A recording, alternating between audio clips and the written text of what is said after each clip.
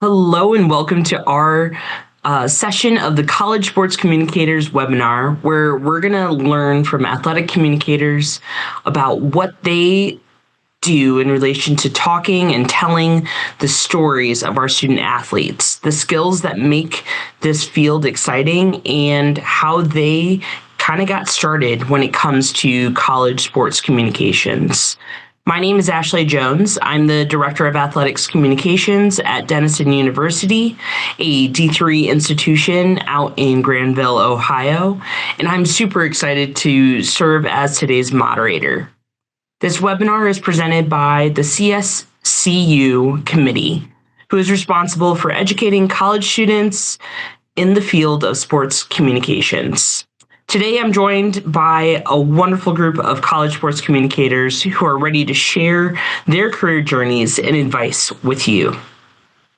We've got a lot to cover, so I'm going to turn it over to each of the panelists to introduce themselves and briefly share just some background on how they got started in their current roles. So let's start with Jordan M. Hi, I'm Jordan Manning. I am the Assistant Director of External Communications and Public Relations at Michigan. I work with our men's gymnastics team and our cross-country track and field team. I didn't actually get my start in communications when I started working in college athletics. I did equipment for 3 years with the Auburn football team. But when I transferred closer to home to Georgia State, I started working with the communications department there. I was at first literally just like running stats at basketball games, but I worked my way up to being a GA. And since then, I've had stops at Arkansas, Temple, and now I've been at Michigan for just over 2 years. Love it. Thank you so much, Jordan. All right, Josh, can you tell us a little bit about yourself? Hey, I'm Josh Smith. I'm currently the Assistant Director of Athletic Media Relations at Bridgewater College. I recently started this role back in August. Well, I shouldn't say recently now. It's kind of been a bit. But yeah, I've been in that role for, it's my third month now. Last 2 years, I was a GA for University of Lynchburg's athletic communication system. Well, I should probably add that my main contacts here at Bridgewater, I'm the main contact for men's soccer, women's soccer, cross country, indoor track and field, outdoor track and field, and men's and women's lacrosse. So a little bit on my plate. I got my start as a student assistant for Wingate's men's and women's tennis team. Because I originally wanted to be a tennis coach. That didn't work out, as you guys can see. So I worked there for my last 2 semesters, and I started in my last semester working as a student worker for Wingate, student photographer, and then I took a break, coached college tennis at Greensboro College, and then after that, spent 2 years as a GA at the University of Lynchburg for their athletic communications program, and now I'm here, Bridgewater. Happy to be here. Wonderful. And to kind of give a little bit of background on how I got into the industry, I kind of fell into it as well. I was a Kines major, and then I minored in communications. I got into healthcare, realized that that wasn't what I wanted to stick with, and went back to school. I went to North Central College, and I was a GA there for about a year. And that was when I truly fell into the space. I realized that I wanted to be around college athletics, and in order to do that, athletics communications was my best route. Ended up at DePaul University in Greencastle, Indiana, so another Division III institution, and then just recently got hired here at Denison University as the Director of Athletics Communications out here in Granville. All right, so now that we know a little bit about each other, why don't we, get into this conversation about what our roles are, right? I think in just hearing a little bit about each of us, we all found a different avenue, right, to get into this space.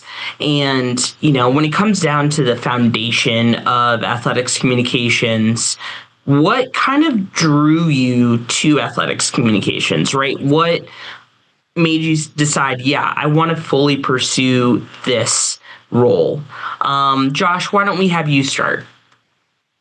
So the scope of my day-to-day kind of job, it varies. I mean, my main strong suit, of course, is the creative end. I do a lot of videos and graphics with some photos sometimes, but at a D3 level, being in athletic media relations or athletic communications, you're going to have to stat, you're going to have to write recaps, you're going to have to write releases. You're doing a little bit of everything. So that's pretty much what fits the scope of my job. What got me into it? Of course, I started making graphics and doing photos for the Wingate men's and women's tennis team when I was there.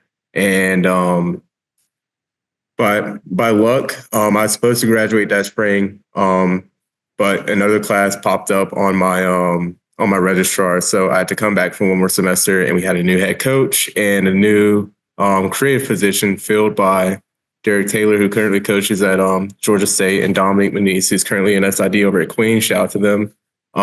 And they kind of helped lead me along, and that kind of started my love for this industry, and just been running ever since, That's great. And I love that you shouted out, some former, mentors and colleagues, because I think that's what makes our jobs easier. And, it keeps a lot of people in this industry because we try to stay connected. Jordan, can you kind of share what drew you to AthComms and what's kept you here? Yeah, so my original plan when I was coming out of high school going to college was to be a foreign correspondent. I didn't even know that there was a way that I could put communications or journalism with athletics until I started working with the team at Auburn and was able to, talk to the marketing people and the trainers and see, what they were doing. Because I loved working in athletics. I loved the relationships that I was building. Just didn't necessarily care for the work aspect of what I was doing. So once I found out that there was a way to meld communications and athletics, I was like, great, let's do it. Let's go. I love that every day is very different, like Josh was saying. So what's cool too is, Josh and I were at the D3 level, you're at the D1 level, right? And being able to kind of show that despite the levels, we're still doing a lot of similar work, right? And I think that is actually a really big misconception. I think that there's a lot of people who make transition both up to D1, D2, and then also down to D2 and D3. There's also JUCO. There's, there's the 2-year programs. There's high school now that athletics communications has kind of expanded. Would either of you be able to share maybe a misconception that you had when you first started and how that's kind of changed now that you've been in the industry for a little bit? Yeah, it wasn't necessarily me, but it was a lot of my friends were like, oh, you only do social. I had a friend ask me one time, she was like, yeah, isn't like 75-80% of your job social? And I was like, no, that's actually like a very small part of what I do. Jumping into things like game notes, record books. That's where I spend a lot of my time. Recaps, coordinating interviews, which, seems kind of obvious, but sometimes isn't, the easiest thing to do. So I think that for me, that was probably the biggest thing coming in, was just really like not knowing this world at all.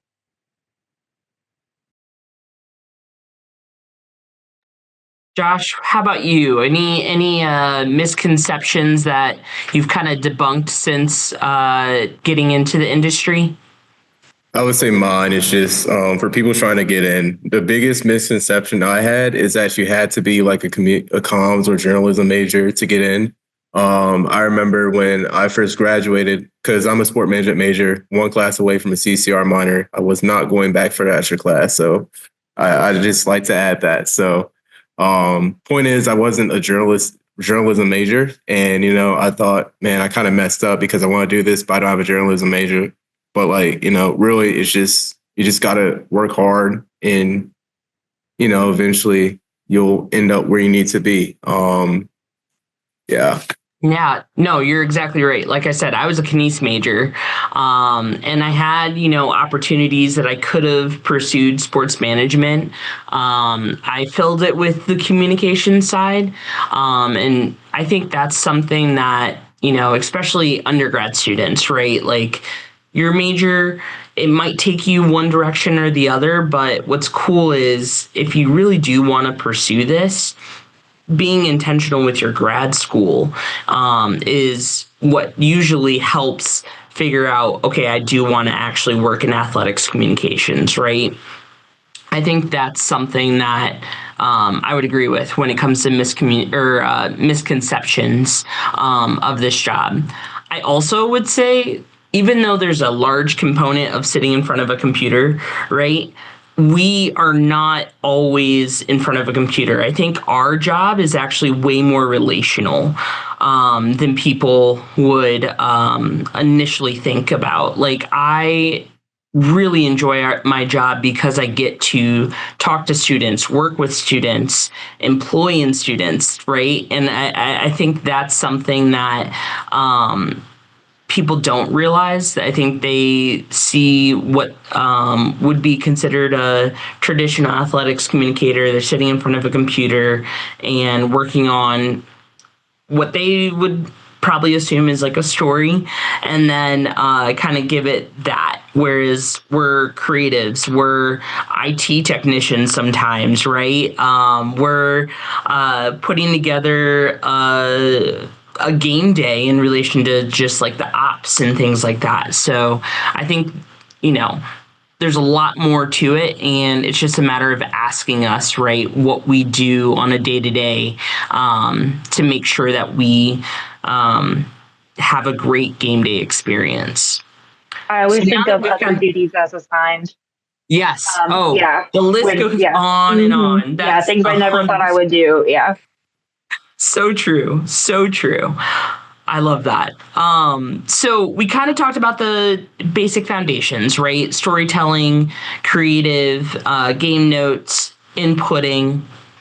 What are some skills or some tools of the trade that you really start using now that you're in the industry?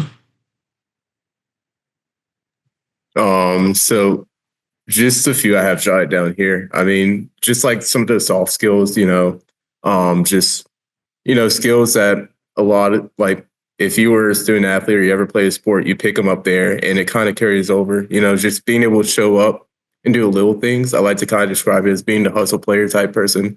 Like if you ever watch basketball, like kind of like a Colin Sexton type of play style, like you're all over the court, you're talking, you're like you're being really intensive on both ends of the floor.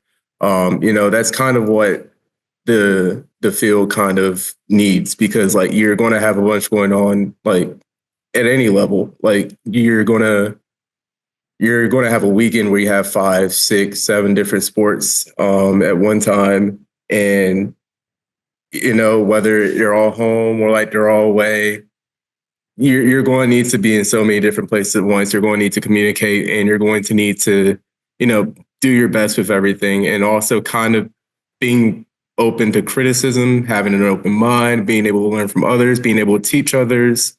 And yeah, you really just need like a wide toolbox. I could go on and on, so I'll let Jordan pick up some more, but there's like a whole array of like skills that you're going to need and you're going to need to exhibit to be successful.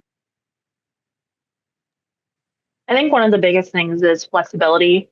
In this job, in this sort of college athletics landscape, things change day by day. You're talking about NIL, you're talking about, rev share, all this other stuff.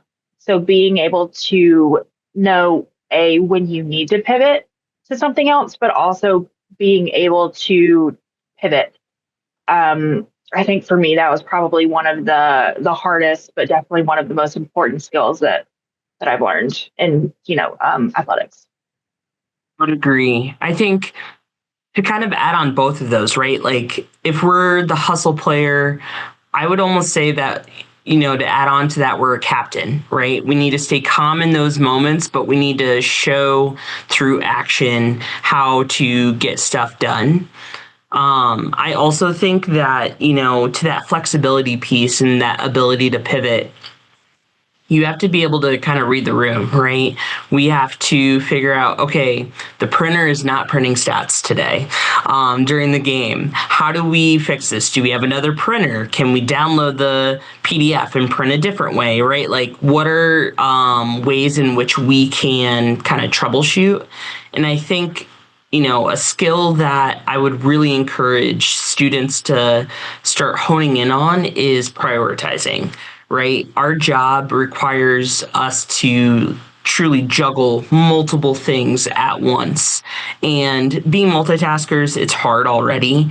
But prioritizing and figuring out, okay, what do I need to get done in this chunk of time is probably one of the biggest components of our job. And Josh, I kind of want to jump to you about, like, from a creative standpoint, right? In prioritizing and figuring out, how do you take this idea of prioritizing or being flexible in the creative space, and what skills you need in order to still hit deadlines and still have that creative freedom? Yeah, I mean, at the D3 level, of course, I also have to kind of balance that out with SID and, balance out both SID and creative responsibility. So I kind of think of it as like a left and right side of the brain. As an SID, I realize, like, Leighton and Lucas, my two coworkers, they stress about me that, like, and of course, as an SID as well, any SID thinks you need to be punctual with things, you need things out on time. But the creative side of me, and I'm pretty sure a lot of other creatives, they're really perfectionists about their work. So, like, they're like, we're willing to take that extra minute, extra 2-3 minutes or something like that to just make sure it's right, make sure it's perfect, make sure. So, like, you kind of got to find the right balance for that. And it's something I'm still working on, just because, at Lynchburg and at Wingate even, I was mainly a creative. Like, that was my main sort of niche. So that's something I'm still finding balance for. But, as long, like I said before, like, you just kind of gotta just show up every day, no matter what. It helps if you kind of like just set kind of like an agenda. Like, that's kind of something I've been getting better at, just being able to be like, okay, it's Monday. I'm gonna make sure all my game guides and stat packs are done for the games on Wednesday. And then, I'm gonna make sure, I know Player of the Weeks come out at 4:30. I'm gonna go ahead and have the graphics ready, have my releases ready, predated on Sidearm. So on and so forth. And if I have special projects, I'll put them in my Excel sheet, be like, okay, I have this special project. This is what I'm planning. These are shots I'm planning, try and storyboard it, and then, like, have it done by this day, have the song and every sound effect ready that I'm planning on using, and then have it ready to be posted. Edit and post. So just organization is all.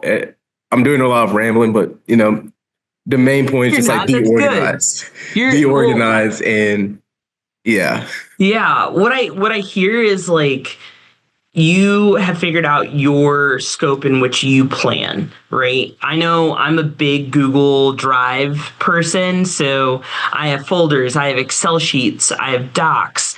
I've been using those spaces a lot more now, but I also learned that in order to get my team on board with that, planning or use of organization, I have to simplify it. So it's like tabs and docs, making sure that, if we have an Excel sheet, maybe let's see how many tabs we can have in an Excel sheet so that there's one place that people are going versus like 5, right? Yeah. Another thing I'd like to add, like, my mind, it, like, even now, it's still pretty messy. Like, there's a whole bunch of stuff going on. So, like, I really had to take the effort to kind of be a little bit more organized. And going back to the whole skill thing, I think discipline is another skill that you really need in this, in this field.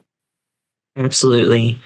Jordan, I would love for you to kind of share a little bit about how, like, just like managing a team, right? And figuring out how you help your student workers, your interns, GAs on getting things done on a day-to-day basis. Yeah, so every student is going to be different. They're going to have a different skill set. They're going to have, different things that they like to do, different things that they don't like to do. So for me, at the beginning of the year, when I meet with my students, figuring out what they want to do. Is this something that they want to pursue? Is this something that, they're just trying out?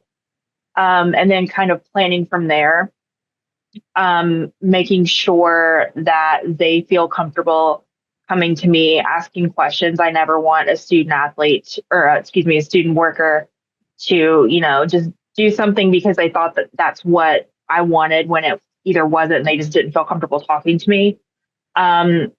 And really just helping them, they're busy with school. So Right. making sure that, what I'm giving them isn't too much to do for their class load, their workload. And just, yeah. Fully get that. I have some key students that they'll say yes to everything. And there was a point in time, even this year, I looked at them and I said, hey, you can tell me no, right? And, I want you to balance, your school life, your social life, your, future in relation to like what you want to do. And I think that is a really great opportunity, right? To be able to do it while you're in college. Yeah, Right. I've had students say, "Oh, I'm so sorry, I've got a test coming up. Like, I need to study." You're here for school. This is secondary, so I really need you to focus on school. I can handle what I was going to give you. So Right. yeah. And I think that right there is a skill, right? Like the communication piece. If you are letting your director, your GA know like what you're doing or why you didn't hit a deadline, like that is super helpful for the department as a whole, right? So that we can then pivot.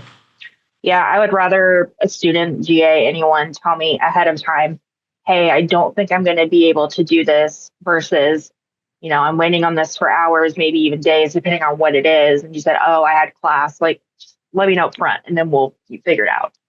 Exactly. All right. So let's kind of talk day to day, which we've already kind of said that no day is the same, right? But we do kind of know when like athletes of the week come out or, how you're prepping for a game day. Maybe Josh, let's say you're prepping for a midweek as a creative. What are you doing?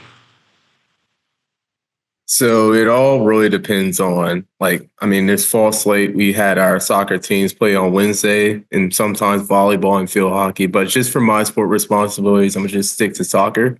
I'll try and be out at the venue by no sooner later than 2 hours before the competition, just so I could set up and everything. Our conference also has a partnership with Flow College, so we also kind of have to set up the broadcast in advance and do like a whole speed test and everything, just so, we're on top of it. And just in case there's any issues, we could troubleshoot it.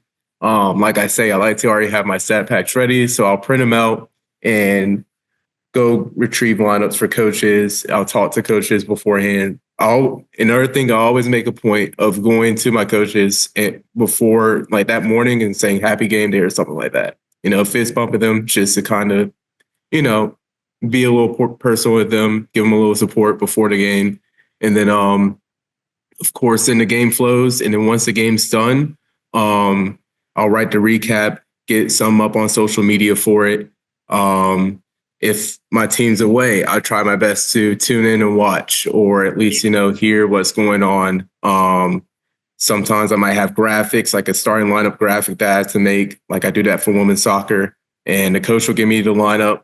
You'll probably already have it decided like the night before, the morning of, and I'll just have the template, crank that out. And then the video as well for that, just kind of have the template, crank that out, plug and chug.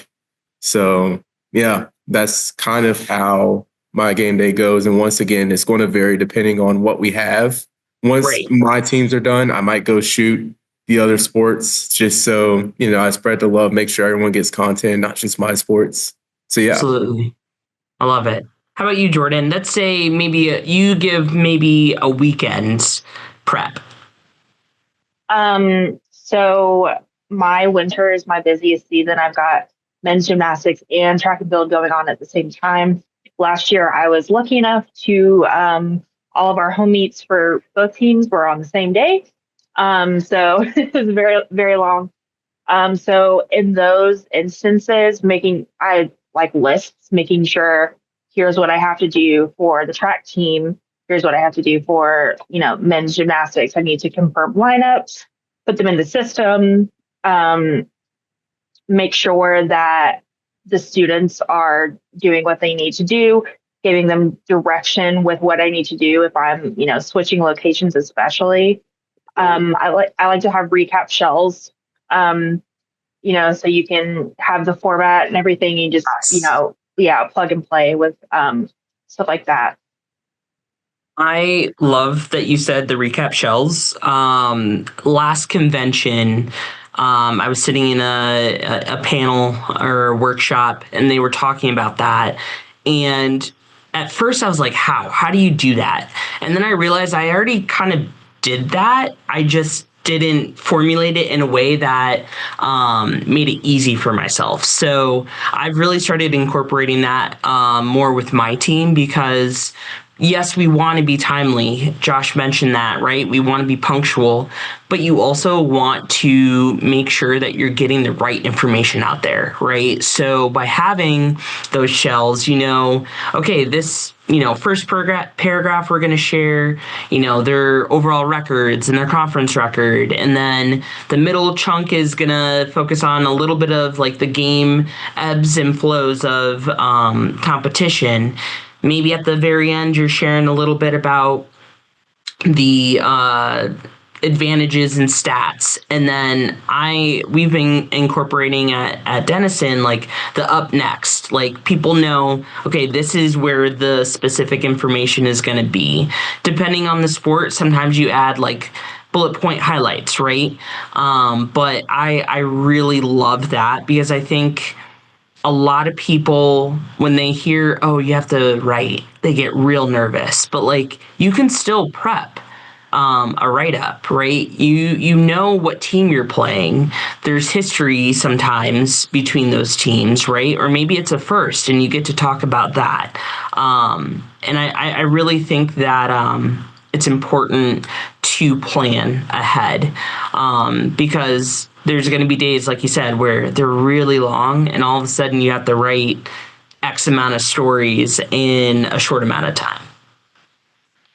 All right. What about, maybe outside of a recap, how do you decide what kind of stories you want to put out? Or maybe even like the type of graphics or videos you want to put out, right? Like, how do you kind of pick and choose the best options for that week?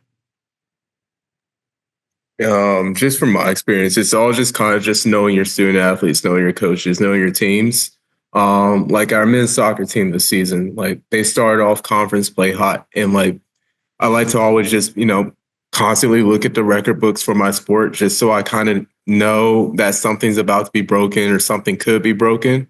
And like, like I'm looking at the archive records, I'm like, oh, they haven't had this good of a start since this year, or they're on track of doing this. So, and then like even with student athletes, it's just kind of knowing them. Like, maybe they'll mention something you in passing or something, or, maybe a coach has something that they feel like is impressive about them, or, you just kind of got to have an ear out and be willing to listen. And if the story is one to be told, then tell it, And then as far as video content, I mean, I just kind of just like, at this point, I just kind of like to just make things that I know people are going to really like and watch, which is like the really flashy edits and stuff. Cinematic recaps sometimes, just stuff that, just going to be like kind of eye candy to people. People are going to really watch and feel like, oh, wow, my sport's getting the attention it deserves. Good. How about you, Jordan? I think just knowing your team. Some teams are going to want a lot of human interest type stuff. Others want to focus more so on competition. And, if they come to me and say, hey, like, so-and-so does this outside of, we had one of my cross-country runners was doing an internship with Nike over the summer. So yeah, so especially since we're a Nike school, we wanted to put something out about that. So just making sure that you know what's important to the team culture. Yeah. And then, being able to pick those stories out as you're, around the team, around the coaches. I think, from a student worker standpoint or even a graduate assistant, right? It's getting that information, listening, but also figuring out how to pitch it, right?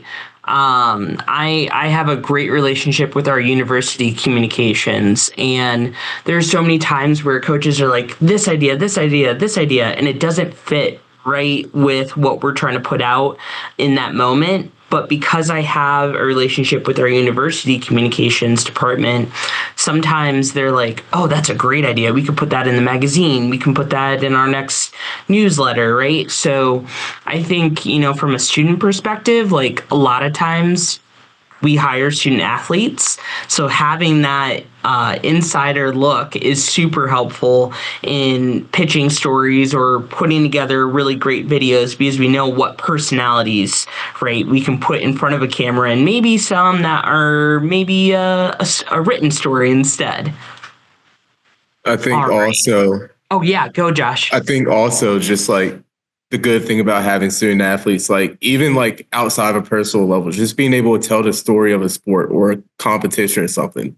Like me, whenever I shoot tennis or swim or something like that, I was a former athlete in those sports. So I know the details. I know what small details to capture to really like capture those emotions and the feel of the atmosphere and stuff. So I think it really helps that if you have, not saying like, it won't work if you don't have a background in sports, but like if you have a background playing a sport, it really makes things kind of a lot easier. Or if you have a good knowledge in a sport, it makes things easy, makes it a little easier for you to tell a story just because you know what to look for.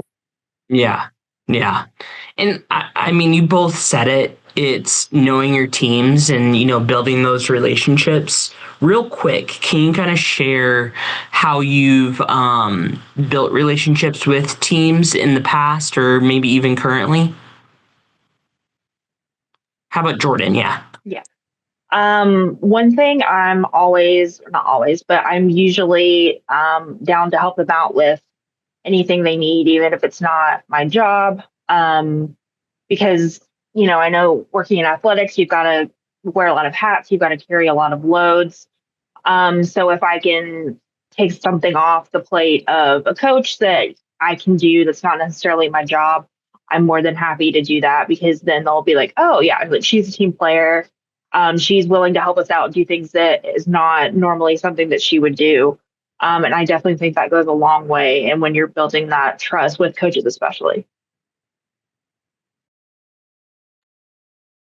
Josh, you have any maybe tips on how to build relationships, especially when, you're just getting out of college and you have to kind of toe that line of professionalism, right?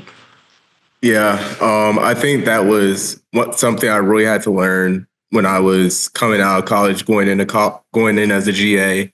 Because I was 20 on my first day as a GA, so like I was like, there was like 2 whole classes older than me. So, it was kind of felt weird at first. Like, I'm like, oh, these coaches, they're like, they have kids my age. And then like, these sophomores and juniors that are athletes, they are my age. So like, you kind of have to learn how to coexist with people who have different backgrounds from you and stuff like that, and different sort of different demographics. I think the main thing is you just got to show up. And that's not just like, making things. You got to show that you care. You got to, even if like you just show up to a practice for 5 minutes and take some photos, or you go eat lunch with the coach, or even just saying hi to the student athlete or telling them, hey, good game. That was a really nice goal, really nice assist. Just telling them in passing that those things just shows them that you care. And yeah. I love it. And I think that is the hardest transition, right? Like when you have someone who's maybe a little bit younger on your staff, and they can be friendly with everyone, and then all of a sudden you're like, oh well, okay, now we gotta be professional, right? So it's figuring out again how to be supportive, but also remember that you are the professional in that space. All right, so last question in relation to just the day-to-day role. We haven't really talked about those proud moments, right? Those moments where you've put together something, you've been working super hard on it, and you finally kind of get to see the end result and how people consume it. Can each of you share a moment like that from in your career with me today?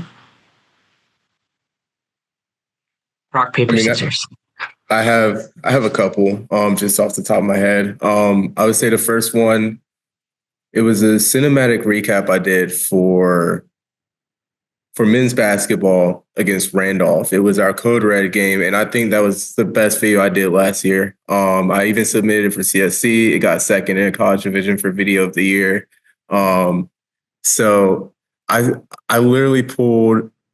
And I pulled like 2 all-nighters in a row just because I was in such like a good flow state with it. And then I'd be grinding away, and I look at the clock. I'm like, oh, it's 4:00, and I'm still in the office. So that's not good. But yeah, so I mean, then we released that video. It got so much good remarks from the student athletes. They loved it. The coaches loved it. They thought it was really good. And then even at CSC, just submitting my portfolio and, finishing being a finalist for Videographer of the Year, that just kind of shows, that whole week I was just kind of just looking back like, man, I really came a long way, really came far, because it feels like just yesterday I just picked up a camera as a student worker, and I didn't know if that was going to work out. I was still trying to decide between that and tennis. So yeah, I mean, just times like those, it really kind of shows you that you came a long way and to keep going. For me, it wasn't necessarily a specific moment, but sort of like a period of time. Our men's gymnastics team won the national championship. Go Blue! That was the first time that I had something like that happen to me in my career. So I didn't know how long can I string this out? How long can I keep posting about winning the championship, and finding ways to keep it fresh in people's minds when it's not like, hey, we won the championship. So working with our director of ops with some creative options, just highlighting some routines throughout the season and ending it with the routine that actually solidified our win. And then all this kind of culminated in our ring ceremony a couple months ago, where the guys got their rings. We had, our athletic director was there. We put out a lot of content around that with the design of the ring. What does this piece mean? Why are there 5 diamonds in here? And so that was kind of a really good end cap for the bulk of our national championship content. Love that. And I think a lot of times people forget that we are part of the planning pieces of things, right? We have to think not only how do we write about this, how do we then create, like you said, our creative strategy around keeping things fresh. I really love that idea. And then on top of that, it's making sure that people are aware that history was made and how it impacts the next season, right? Wonderful. Love it. I think, if I were to think of moments, right, a lot of it has to do with just remembering bits and pieces about our student athletes' accomplishments, right? We are writing all of these stories. We know all of these stats in our heads. And when we're able to walk up to a student, say, hey, how are you doing? Hey, great goal or whatever, they realize, oh, you watched or you wrote or you did this. And that really does matter. And I think that's something that I really cherish because I I do, again, believe that our jobs, it's heavily relational. And when we have those moments where we really get to share those special stories, it's because they know that we know them, beyond just the competition that they're in. I like going to, presentations if I can, or, plays or musicals if they're in it, stuff like that. All right. So we've talked about the day-to-day. We've talked about some foundational things. One last thing that I really want to kind of harp on is just the growth of, yourself in the last couple years in the industry. What are some maybe leadership traits that have made you all kind of tick as you're growing in your space, as you're kind of creating your own teams? Josh, now that you're in a full-time role, like, you're leading other creatives, and then Jordan, you've kind of already touched on how you're leading, but like, what are some specific things that you've kind of learned over your time that's really helped you grow your team? Josh, why don't you start for me? Yeah, I would say the biggest, there are two skills that really stick out to me where I've really grown, in my opinion, and I still feel like I need growing, but like the growth has been noticeable. Well, three actually. First one, I would say just being able to stay calm and cool and calm, collected, under control. It was a skill I had to pick up as a GA. Our broadcast equipment would break down, and I'd be like, oh man, what do I do? And as much as you want to, the moment's so big, you want to sit down and just freak out. You can't, because there's a whole press box full of people. You got 3 people on camera, play-by-play in color, and you have your replay person and your graphics person and everybody else just looking at you. You got to kind of be like, okay, guys, everything's cool. Keep doing what you're doing. I'll get this fixed. And that just comes with kind of just solving problems and just being put in more situations, and also being able to control your emotions and stay cool, not only in the field, but outside it. I would also say I've grown a lot in being able to trust my student body. Even here at Bridgewater, at Lynchburg, I kind of started to realize it, but at Bridgewater, I realized more I can't do everything by myself. Having that student worker help is crucial. And even looking back on my journey, I was once a 19-year-old, 20-year-old student worker. So I remember I made a lot of mistakes. And the first thing I tell a lot of my student workers is that if it's your first job, I want you to mess up. If you're shooting video for me, I want you to mess up, because it's easy. I'm not expecting you to come out the gate and be the best videographer, best photographer in the nation, and when you mess up, I probably made those mistakes before, so don't feel silly. It's all part of the growing pains. You just gotta, grow. You gotta mess up first before you grow. You gotta go through that pain first before you grow. And absolutely. Yeah. So just trust and being able to regulate my emotions and distribute projects out. I would say those have been my biggest areas of growth. It's good. How about you, Jordan? One of the things that I always try to instill in our GAs is that you're a GA. You're going to mess up. Unless it's something egregious that, it's at the end of the day, this is college athletics. We're not doing brain surgery. Absolutely. And we want to get things right. But if you mess up the clock, if you, post a graphic to a wrong team, a lacrosse on a tennis page, for example, it happens. I still do that. And I've been in this, for 15 years. But also telling them, making sure that they know that if they come to me with an issue, I'm not going to yell at them. I understand you're juggling being in school. This is probably the first time that you've had any kind of responsibility like this. It's a lot of pressure. So, if they mess up, I always wanted them to know, you can come to me, we'll figure it out. I will take the heat, because at the end of the day, I can handle it. Right. And also I'm in ways supervising you. So you're failures are going to be my failures. But I never wanted anyone to feel like they had to hide things from me or that they couldn't come to ask, because that's something that I struggled with. My first full-time job is knowing it's okay to ask people for help. It's okay to lean on the people who have been doing this for longer than you. Absolutely. And I think that's something that I really want to reiterate for, student workers, GAs who are listening in, right? Like, ask questions, ask for help. You don't need to know everything because you shouldn't know everything, right? And in our roles, we've talked about flexibility, we've talked about pivoting, we've talked about troubleshooting.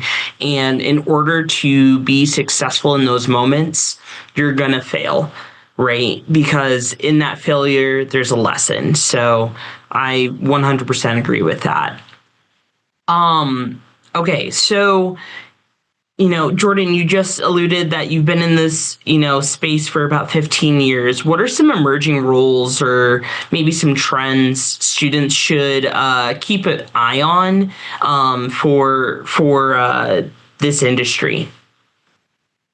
I think the importance of social media has absolutely changed exponentially since I even was a GA. Now I've been full-time for 6-7 years. Trends change every day. The way that we consume content is changing. The way that we put out content is changing. And every school does it differently.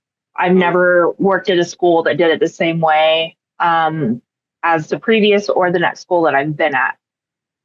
So just kind of knowing that things are going to change. Right. And being ready for that. Good. Josh, what have you kind of seen even in, your transition from GA to full-time?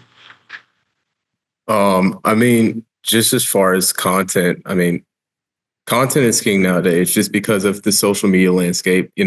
That's how a lot of coaches kind of, as far as from what I heard, like that's what a lot of coaches would kind of promote as a recruiting edge, especially in D3 in some areas. Mm-hmm. So, that's pretty much what the content game is at, the social media game is at, from my experience. And dang, I had one more, but I'm kind of blanking here. All good. Yeah, maybe it'll come back in. Here in a few minutes. We have a little bit more time. So I think, one thing that oftentimes people are like, okay, I want to get in this industry. I've worked in this department for X amount of years, right? But how do they build a presence, right? How do they build a portfolio? I think oftentimes creatives, there might be some avenues for that. And Josh, I would love for you to kind of maybe share on that part. But Jordan, can you kind of think too on what are some maybe storytelling type things or portfolio spaces that you've seen people use when you're looking to hire them? I know for myself, LinkedIn is huge. I try to really emphasize with at least my juniors and seniors, like if you're not starting to become more active on LinkedIn your junior and senior year, like you're missing out on a really great opportunity, right? Like a lot of people are willing to help out juniors and seniors in college. That is a sweet spot when it comes to getting internships, when it comes to just shadowing people, right?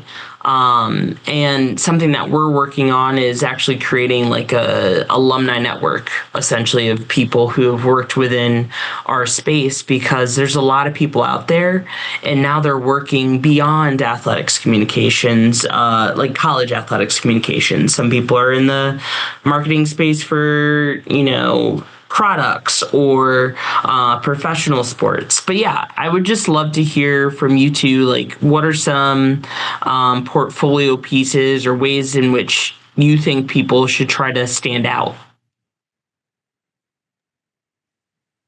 Honestly, Instagram. Having a content creator page that's separate from your more personal one, so that people can, scrolling reels or scrolling on the feed and just see this really cool edit that pops up. Oh, I want to learn more about this person. And it's also easier when you're looking at someone's portfolio on Instagram versus like a website. You can put a lot more things on there, and you can see how they've progressed and grown throughout their career. Good. Josh? I'm gonna have to agree with Jordan on this one. Like pretty much, the Instagram has been like big in my sort of development, and me having the connections and meeting the people I know today. I have my account, Josh Trace Me on Instagram, and you can literally scroll all the way down and see literally the first picture I ever took in sports photography. So that kind of things helps to kind of like, if you're ever in a rut, another thing I recommend, if you're ever in a rut, you can just go scroll down, look at your first picture, or at least have that saved, just kind of be like, oh man, I've really come a long way. That's something I do Cool. every now and then whenever I need a little pick me up. But I would say that I'll like my seniors, I've been bringing them into my office, having them like, working on them, creating a website portfolio, boosting up their resume and like teach them how to type a cover letter. And then of course, I just tell them like, Instagram, you have your photography page, just start following people. If you see an edit you like, ask them how they did this part. They will 9 times out of 10 people will more than love to tell you and explain to you how they did certain things or where their mind was at when they created something. LinkedIn. I tell them CSC job search. Yes. Portal, the NCAA market, School Sparks. Those are just some of the places that I looked when I was looking for a full-time role. So yeah, I mean, just being able to like pretty much just nowadays, it's really just a networking game. Just who being able to meet people, being able to be a nice person and show people I'm a good person and I'm willing to work hard. Good. Yeah. And then when you're at like a conference meet, NCAA meet, talk to the other creatives that are there. They have a lot of really good ideas. You never know, a position could open up and you say, oh yeah, I met this person at NCAA's. Like their stuff was really good. Like, let me reach out to them. Absolutely. Yeah. Yeah. Don't be stuck in your phone, I think is a really good way to kind of put those two ideas together, right? Like talk. Yes. And also CSC and that networking event in the summer. I mean, last summer I went, that was my first time. I literally talked to everybody I could. Everybody who just get to know them, get to know their ideas behind content and stuff. Even if it was like a team where I was like, oh man, I really love y'all put out. I tell them that, just kind of just get to know people and be willing to build those relationships. It definitely helps. All right. So now I'm going to ask you all just 30 seconds. One big thing that you wish you knew starting out. All right. 30 seconds tidbit of advice for student workers and GAs. Who wants to go first? Oh, you both went. You got you. For me, work-life balance. I mean, I know that sounds kind of obvious, but you're putting in a lot of hours in this job. Even if, you don't realize that's how many hours you're going to be putting in, you need to know when to turn it off. That's something that I still struggle with. I've gotten better about it, but just making sure that you have time to yourself to recharge and rest, because if you burn out, you're no good for anyone, even, yourself or other people. Josh? Yeah, I'll say the same thing. Even from my experience as a GA, I would say set boundaries more of, just kind of to expand more into that, because as a GA, I was going crazy, and, GAs, the contract doesn't really come with a lot of benefits. And if you don't set that boundary, you'll catch yourself working 50, 60 hours a week before you know it. So I say set that boundary. And I know it may seem frustrating that you only have a certain amount of time to work with. I know it was frustrating for me. Like, if I didn't want to work only 20 hours a week, I just want to keep creating, just be intentional with all the time you have with what you create and what you do. Yeah. My piece of advice is call fellow athletic communicators, especially as GAs. I think, it's fitting that we are having this call right after the CSC appreciation, right? But I really do think that calling each other and checking in on each other, like, that is a huge component of our job, and I think it has been lost over the years, just because now we can text each other or email people, right? But way back when, that wasn't necessarily the case. You had to call to give people stat updates. So that's kind of my big piece of advice. But with that, we're going to kind of wrap up. So big thank you to Jordan and Josh for sharing their advice with college sports communicators. We just want to encourage you all to visit thecollegesportscommunicators.com for updates on future webinars and membership news. And again, thank you so much for being with us today.